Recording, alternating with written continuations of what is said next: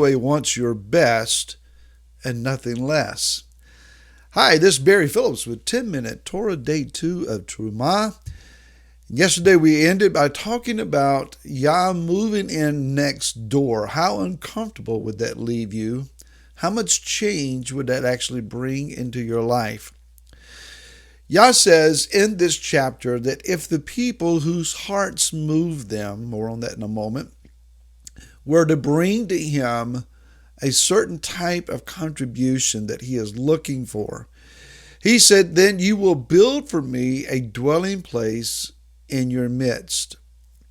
Now, I'd like to ask the question, who is he talking to and giving permission to build him a house? He is speaking to a group of people known as Am Israel, a covenant people who are those who have received his word. Now, this is not a perfect people, and they are to demonstrate that on many occasions as we go throughout the chronology of events contained in the Torah. They have proven that, let me rephrase that, we have proven that time and again. Yet he has commissioned you and I with an opportunity of building for him something wherein he will dwell within our midst. What I would like to say here is that he has not given this opportunity, this privilege of building his house to any other group or entity other than Am Israel. There are a lot of religious systems, religious organizations, denominations, categories, subcategories, groups by whatever entity and design that they define themselves, that would claim that they have a right and a privilege to his presence. But Yah says specifically that he has given this command, this opportunity, this privilege to Am Israel. Now, there is a system in the church, Constantinian church system, that preaches and teaches that they have in fact replaced Israel, that Israel as a people failed to keep the commands of the Creator, and therefore they have been totally rejected and they have been replaced by something that Christ has built and constructed in its place. There is a great Hebrew word for this theory. It's baloney. Replacement theology is demonic and has no place in our lives. Yah has not rejected his people Israel. He has not rejected Jews. He has not rejected the land of Israel. America is not the new Israel. Washington, D.C. is not the new Jerusalem. That may be a shock to you, but that's the truth. And anyone who seeks to speak otherwise, I challenge him to prove it in the Word. I got a feeling I'm going to be walking in it and stepping in it a little bit today. But hear me out. Yah has given this privilege to Israel. Now, that is not to say that if you or you have friends or family members who are Christians and who attend church, that they are not permitted to know his presence. I did not say that. There are people who are a part of Covenant Israel inside of a lot of different buildings. And it's not just those who attend a Hebraic roots or Messianic congregation.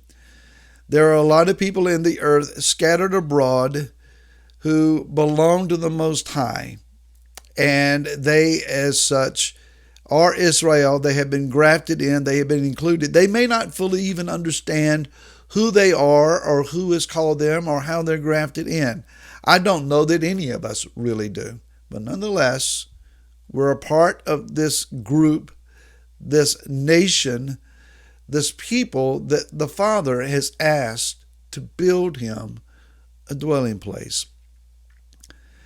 What a privilege. What an opportunity that the Father has afforded to us. Now, what is it that he is asking for?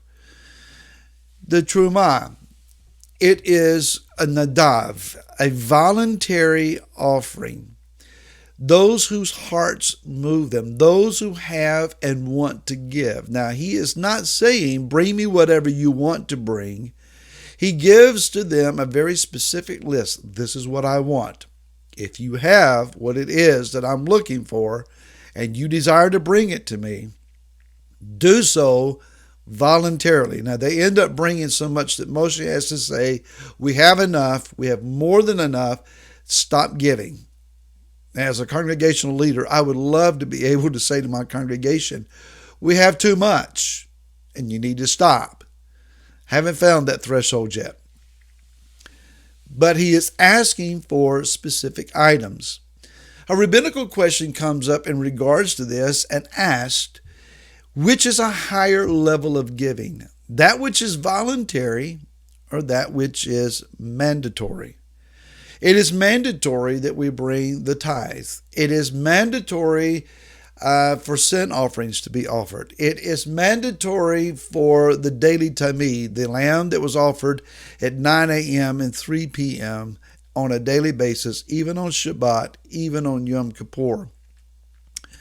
It is mandatory that when a woman gives birth, after the specified number of days have been accomplished pertaining to whether it's a boy or a girl who has been born, then she brings an offering.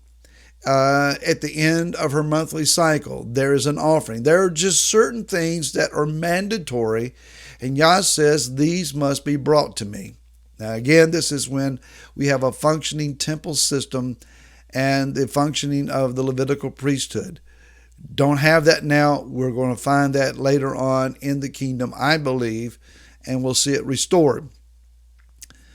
But the Terumah, is it mandatory or voluntary? It's voluntary. Those whose hearts move them. Well, which is higher? In the American society and perspective of things and our Western values, that which is voluntary, that which we bring because we just simply are moved, seems to have a higher privileged class and a higher estate of value. But actually, the rabbinical answer is, and I agree with this, is that the mandatory offerings are even higher. The reason being is that it is an act of obedience. An act of obedience. Well, is obedience higher than freedom? Well, in 1 Samuel chapter 15, we read a verse that says, in verse 22, obedience is greater than sacrifice. Obedience is greater than sacrifice. What it's trying to teach us, and what I need us to hear today, is that your freedom, your liberty, is not what Yah is looking for first. He wants us set free from our slavery. He wants us to be free from our past. He wants us to be able to freely and wonderfully embrace our future and our destiny. He wants you and I to be free of the constraints that hold us back and keep us from performing and functioning at the highest level in His kingdom. But even greater than our personal liberty and greater than our experiential freedom is obedience. Yah did not bring the people of Israel out in the wilderness to simply live freely without constraint, without boundaries, without any limitations. The Torah is about the effective boundaries that the Father would install for us so that we would know the environment, the area in which we do have freedom. A child that has no boundaries is going to end up hurting themselves and someone else. There has to be a certain set of boundaries and limitations for them to understand the concept of discipline. Obedience is based upon discipline, an understanding that I do not solely belong to myself, but I'm part of a greater whole, and I belong to one who requires of me that I walk according to their way and their will. As great as our freedom is in our Western mindset and values, obedience to the Most High is greater in its walk still. Until tomorrow, shalom.